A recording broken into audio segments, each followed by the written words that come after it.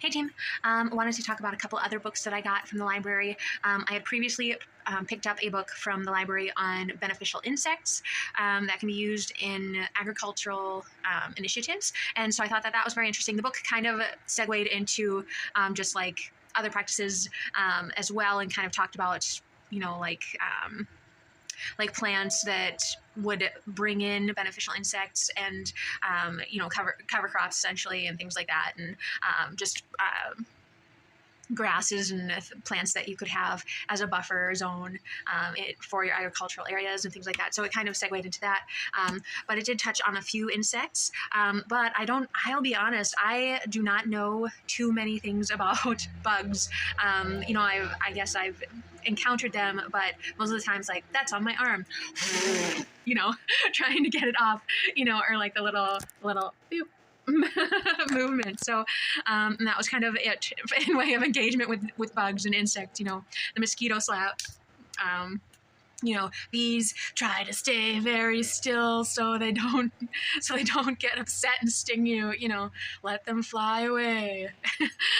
But I didn't. I guess I had kind of going more into my adulthood, I started to kind of connect with bugs in a different way, but like not in any sort of deep fashion. It was just like, this bug was here at a meaningful time, and so this bug means something to me. They kind of became more of a theme in my life later. That just, and then looking back, you could kind of see that they had been around the whole time. Obviously, when I was young, I picked up a little caterpillar and I wanted it to turn into a butterfly. So I kept it in a little Tupperware and, we fed it leaves or whatever. And we were waiting for it to turn into a butterfly or to build a cocoon. And it didn't. I don't know if it was meant to turn into a moth. I think it was supposed to be a moth. Maybe we just didn't wait long enough, but we kind of presumed it to be dead and we just got rid of it at that point. But, so I did have a caterpillar growing up, and then I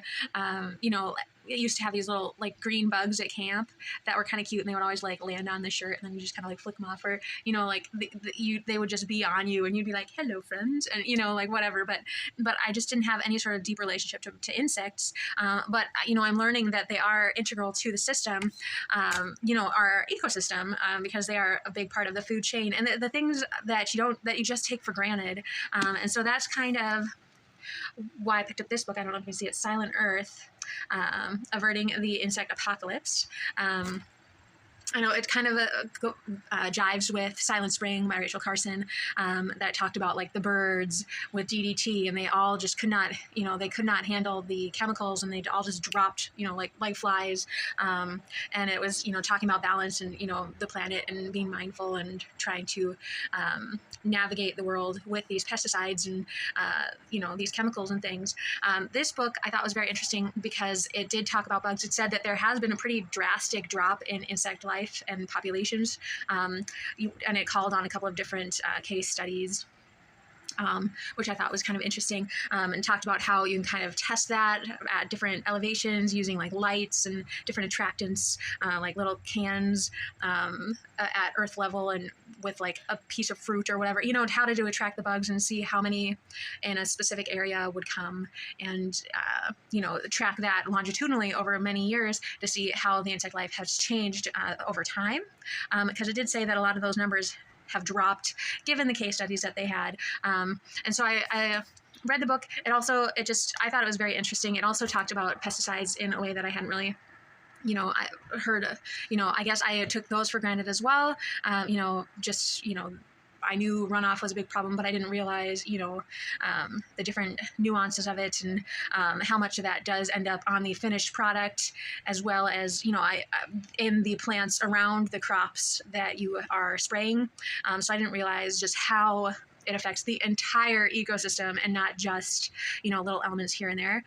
So I thought that was very interesting. It kind of talked about a time in previous years, many moons ago, when you could just go outside and pick a whole bunch of flowers for a wine recipe, and you can just expect that flowers will be around.